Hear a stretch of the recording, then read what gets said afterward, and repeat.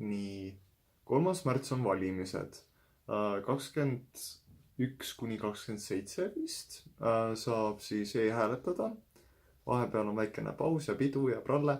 Ja siis saab minna päriselt hääletama valimisjaoskonda, valimiskasti panna oma sedel.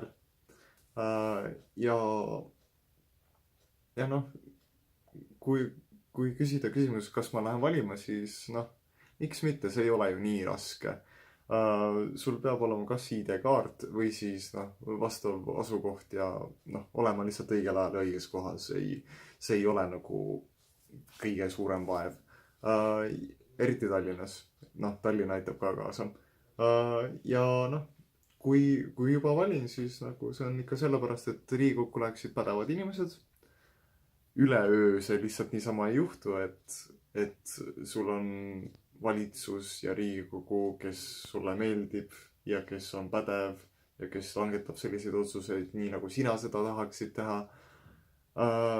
Ja sealt edasi veel ei ole üldse nii lihtne saada valimata sellist Riigikokku, kes armastaks inimesi ja oma riiki nii, nagu sina seda teed. Ja sellepärast tulebki valida.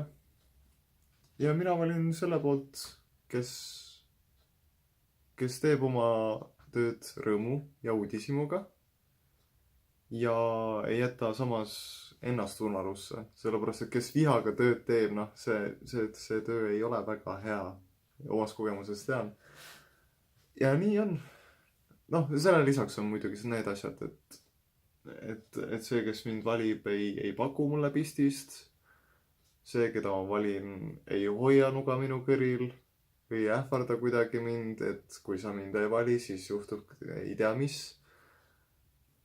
Kohati need on elementaarsed asjad, aga siiski tuleb üle mainida, et kui keegi vihjab sulle, et miskit juhtub siis, kui äkitsi tema poolt ei valita, siis see ei ole enam Eesti.